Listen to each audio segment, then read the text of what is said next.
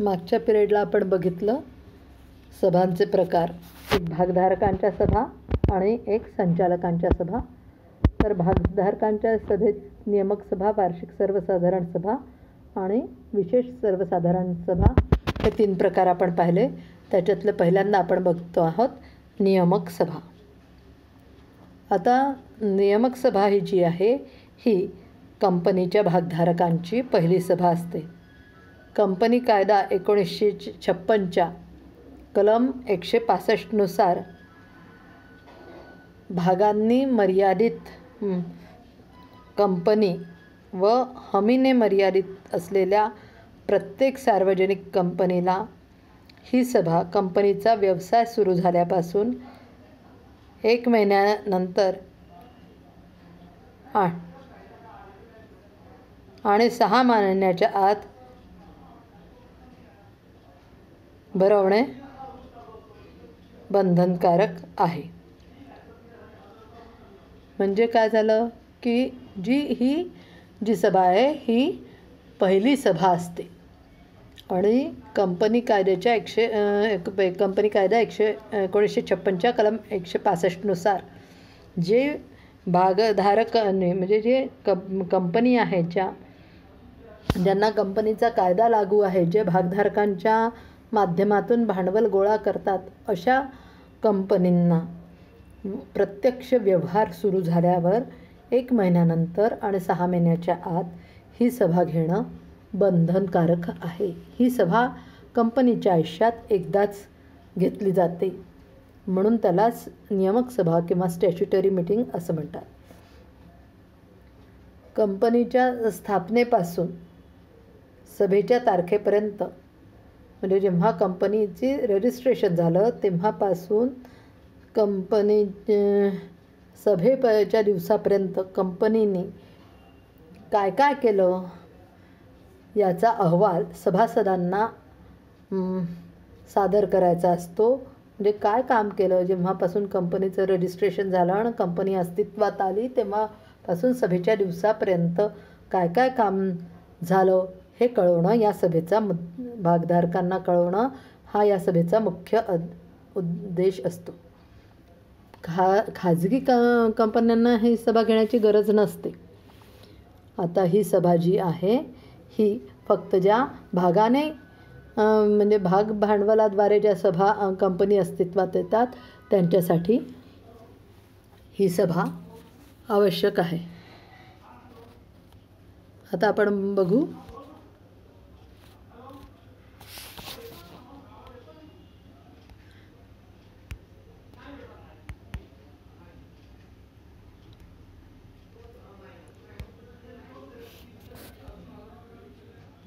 आता आपण बघणार आहोत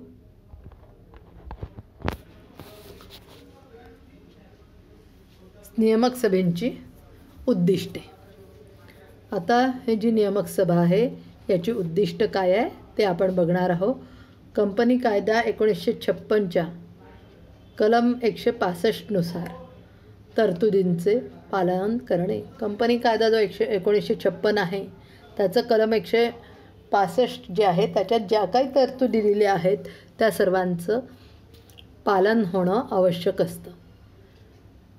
आणि जो नियामक अहवाल आहे त्याला सगळ्या सभासदांनी मंजुरी देणं आवश्यक आहे. हे झालं सभेचं दुसरी उद्दिष्ट.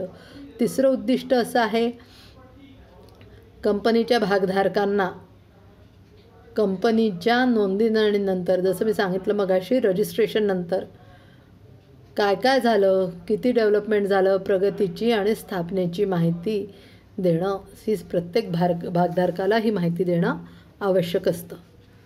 कंपनीच्या भागधारकांना प्रवर्तकांनी नोंदणीपूर्वक केलेल्या प्राथमिक खर्चांचा तपशील देणे. म्हणजे कंपनीचे जे भागधारक आहे त्यांना नोंदणीपूर्वी काय काय खर्च झाला याची माहिती देणे हा सुद्धा या सभेचं नियामक सभेचं उद्दिष्ट असतं. स्थापना काळात कंपनीने केलेल्या विविध करारांची माहिती भागधारकांना देणे. जेव्हापासून कंपनी स्थापन झाली तेव्हापासून कोणाकोणाशी करार केले, काय करारांचं स्वरूप काय आहे याची माहिती भागधारकांना देणं आवश्यक असतं. आणि पदाधिकाऱ्यांच्या नियुक्त्या करणे. या ज्या पदाधिकाऱ्यांच्या नियुक्त्या आहेत त्याला आपण सर्व भागधारकांची मान्यता असणे आवश्यक आहे.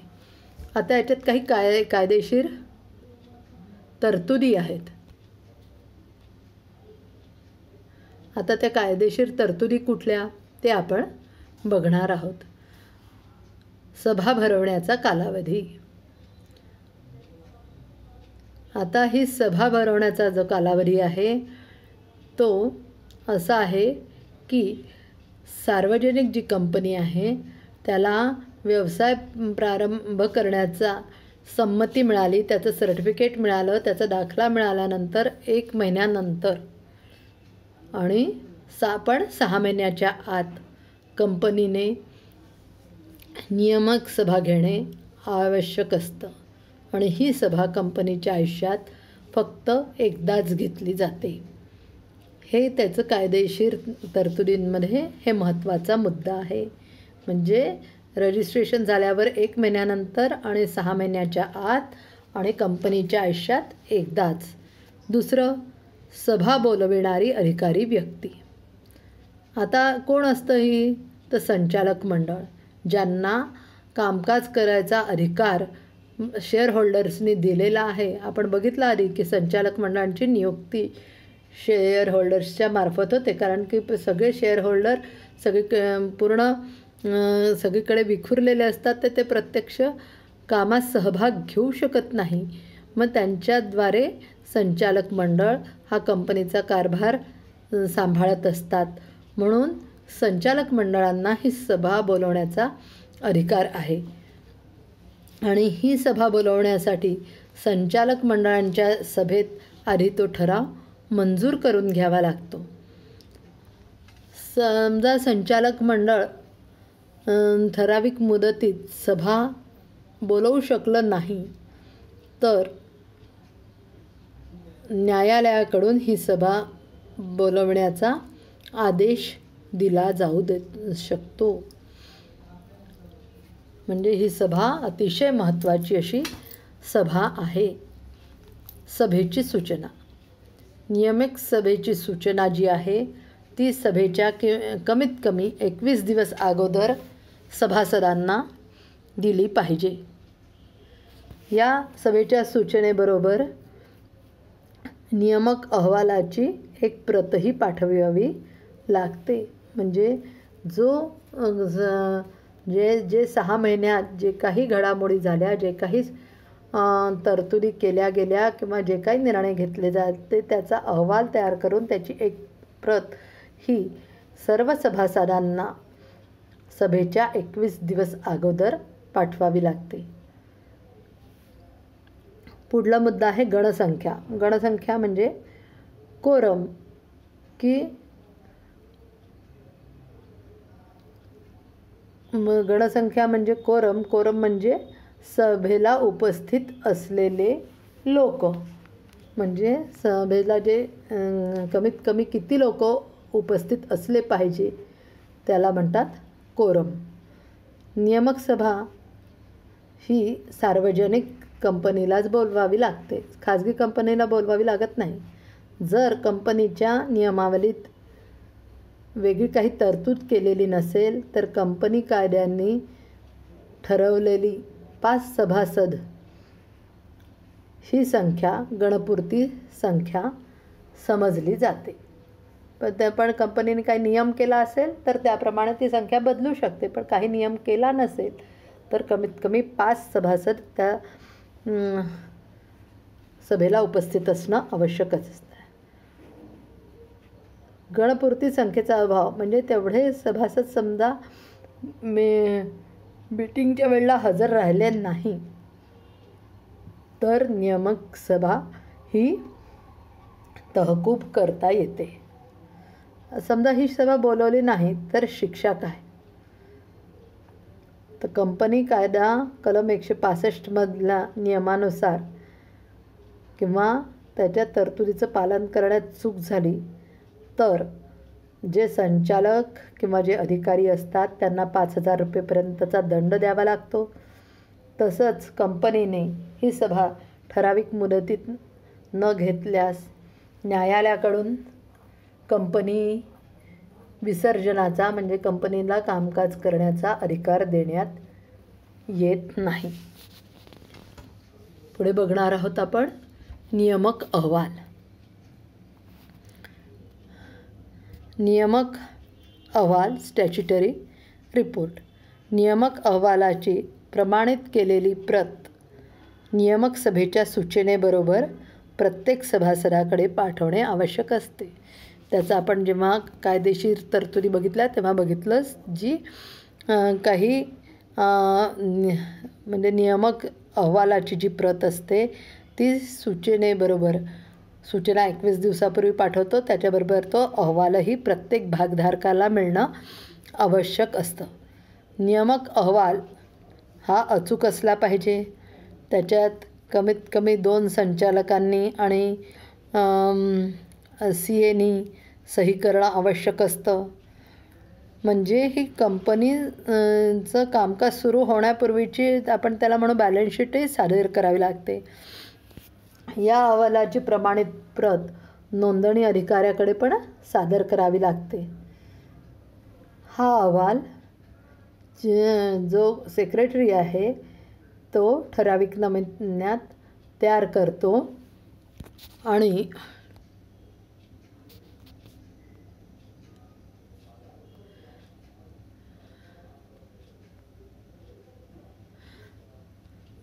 नियामक अहवालात जी माहिती असते ती अशी असते की सभेच्या तारखेपर्यंत कंपनीने वाटप केलेल्या पूर्ण व अंशतः भरलेल्या भागांचा तपशील, म्हणजे सभेच्या तारखेपर्यंत किती कंपनीने शेअर अलॉट केले आहे त्याचा तपशील असतो. त्याच्यात जमा खर्चाचा तपशील असतो, प्राथमिक खर्चाचा तपशील असतो, प्राथमिक करारांचा तपशील असतो आणि कंपनीचे संचालक, व्यवस्थापक किंवा व्यवस्थापकीय संचालक, हिशोब तपासनीस यांचं नाव, पत्ते हे सगळं त्या नियामक अहवालात असतं.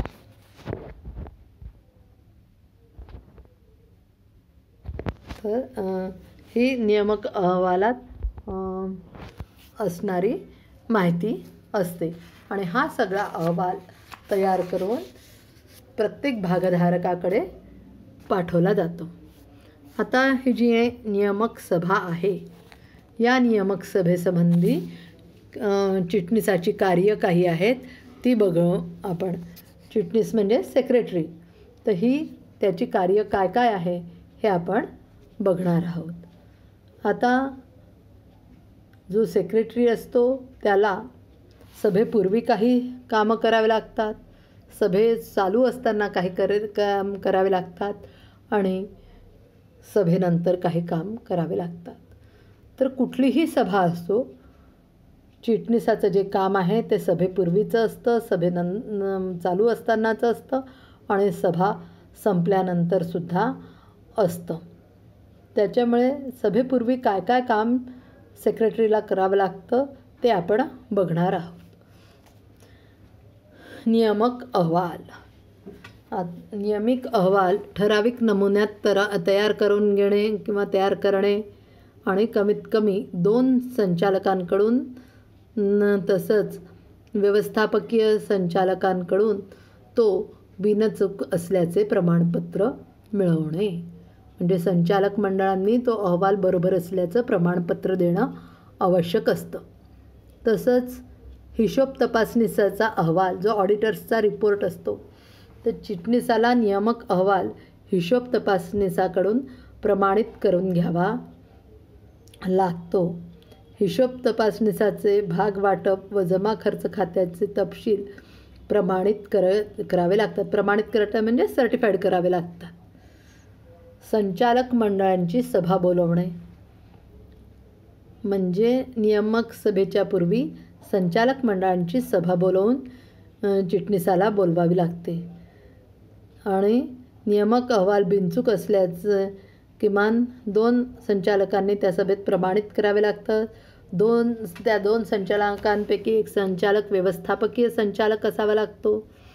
तसंच या सभेत नियामक सभा बोलवण्याचा, नियामक सभेची सूचना, अहवाल आणि अहवाल छापून घेण्याचा व सभासदांना तो पाठवण्याचा अधिकार चिटणीसाला संचालकाकडून ठराव संमत करून घेऊन मिळवावा लागतो. म्हणजे संचालक मंडळांच्या संमतीशिवाय जो चिटणीस म्हणा, सेक्रेटरी म्हणा, तो ही सभा बोलवू शकत नाही. त्यासाठी त्याला संचालक मंडळांच्या सभेत ते ठराव मंजूर करून घेऊन तो अधिकार मिळवावा लागतो. तरच ती सभा व्हॅलिड ठरते. सभेची सूचना. सभेची सूचना जी आहे तो चिटणीस म्हणजे सूचना आणि कार्यक्रम पत्रिका हा सेक्रेटरी जो आहे तो अध्यक्षांच्या सल्ल्याने तयार करतो. कार्यक्रम पत्रिका आणि जो नियामक अहवाल आहे तो छापून घ्यावा लागतो. त्याला सभेची सूचना, कार्यक्रम पत्रिका, नियामक अहवाल सभेच्या कमीत कमी 21 दिवस अगोदर सर्व सभासदांना पाठवावे लागतात. म्हणजे छापून घ्यावे लागतात आणि ते सर्व सभासदांना सभेच्या कमीत कमी 21 दिवस अगोदर पोहोचले पाहिजे याची काळजी घ्यावी लागते. तसंच नोंदणी अधिकाऱ्याकडे या अहवालाची प्रत, प्रमाणित केलेल्या नियामक अहवालाची प्रत सादर करावी लागते. सभेच्या पूर्वीच नोंदणी अधिकाऱ्याकडे ती सभेची प्रत पोहोचणं आवश्यक असतं आणि ते काम पण सेक्रेटरीचं असतं. सभासदांची यादी तयार करणे. किती सभासद आहेत त्या सर्व सभासदांची यादी चिटणीसाला करावी लागते. म्हणजे त्याच्यात वेगवेगळ्या तपशील, नेम, ॲड्रेस, फोन नंबर आणि त्यांचं हे किती भाग आहेत त्यांच्या नावावर वगैरे असे जे काय असेल ते त्याप्रमाणे यादी त्याला सगळ्या तपशिलासकट तयार करावी लागते. हे सगळं झाल्यावर सभा जेव्हा घ्यायची आहे तर तिचं ठिकाण, त्याची व्यवस्था ही सुद्धा चिटणीसाला करावी लागते. सभेची बैठक व्यवस्था, सभेसाठी लागणारे आवश्यक कागदपत्र, दस्तावेज, लेखन साहित्य चिटणीसाला तयार करावी लागते. तसेच मतदानाची सुद्धा त्याला करावी लागते, सोय करावी लागते.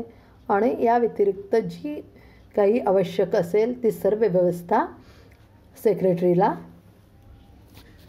करावी लागते. प्रश्न असा येऊ शकतो, नियामक सभेसंबंधी चिटणीसाचे कार्य, सभेपूर्वीचे कार्य सांगा. तर हे आपल्याला सगळं सांगता आलं पाहिजे. आता हे जे आहे याच्यानंतर आहे सभा चालू असताना पण चिटणीसाला काही कार्य करावे लागतात.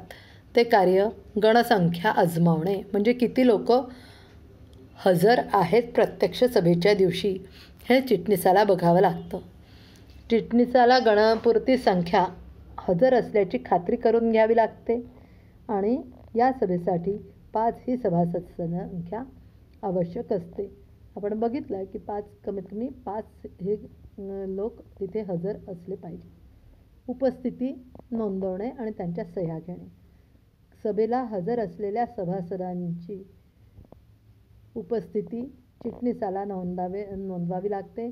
त्यासाठी जो सेक्रेटरी आहे तो उपस्थिती पुस्तकात त्या सभासदांच्या सह्या घेण्याची व्यवस्था त्याला करावी लागते. पुढलं आहे सूचनेचे पालन. या व्यतिरिक्त अध्यक्षांच्या सूचनेनुसार सूचनांचं चिटणीसाला पालन करावं लागतं. सभेच्या सूचनेचं आणि कार्यक्रम पत्रिकेचं वाचन अध्यक्षांच्या सूचनेने सेक्रेटरीला करावं लागतं. तसंच नियामक अहवालाचं सुद्धा वाचन करावं लागतं, कार्यक्रम पत्रिकाचंही वाचन करावं लागतं आणि नियामक अहवाल जो आहे त्याचं चिटणीसाला वाचन करावं लागतं. आणि म्हणजे अध्यक्षांच्या सूचनेनुसार तो अहवाल सर्व सभासदांना वाचून दाखवावा लागतो. यानंतर जे आहे कामकाजाची टिप्पणी घेणे. म्हणजे कामकाज सुरू असताना जे काही डिस्कशन होतात त्याची नोंद सेक्रेटरीला ठेवावी लागते. म्हणजे सभेमध्ये जे काय काम होतं त्याच्या नोट्स या सेक्रेटरीला घ्याव्या लागतात. सभेच्या अध्यक्षांना सहाय्य करणे.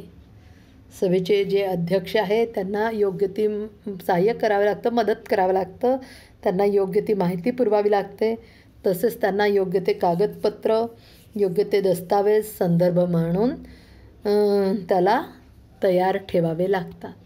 हे आपण चिटणीसाचं कार्य बघतो आहे सभा चालू असताना. आता आपण बघणार आहोत सभा संपल्यानंतरचे कार्य. आता याच्यात 3 हे काम महत्त्वाचे आहे. सभा संपल्यानंतर कुठलीही सभा असो हे 3 काम सेक्रेटरीला करावेच लागतात. इतिवृत्त लेखन. तो जे नोट्स काढतो त्याच्या आधारे इतिवृत्त लेखन, त्याला मिनिट्स, इंग्लिशमध्ये मिनिट्स असं म्हणतात. म्हणजे सभेत कुठल्या कुठल्या विषयावर चर्चा झाली त्याबद्दलचं डिटेल्स त्याच्यात असतं. तर पहिलं मुद्दा आहे सभा संपल्यानंतर जे कार्य, त्याच्यात इतिवृत्त लेखन. तर हे सभा संपल्यापासून 30 दिवसाच्या आत चिटणीसाला सभेचं इतिवृत्त तयार करावं लागतं आणि त्याच्यावर सभेच्या अध्यक्षांची संमतीदर्शक सही घ्यावी लागते. त्याच्यानंतर दुसरं आहे सूचनांची अंमलबजावणी. चिटणीसाला सभेत झालेले निर्णय व सूचनांची अंमलबजावणी करावी लागते. जे काही निर्णय झाले असतील, ज्या काही सूचना मिळाल्या असतील त्या अंमलात आणाव्या लागतात.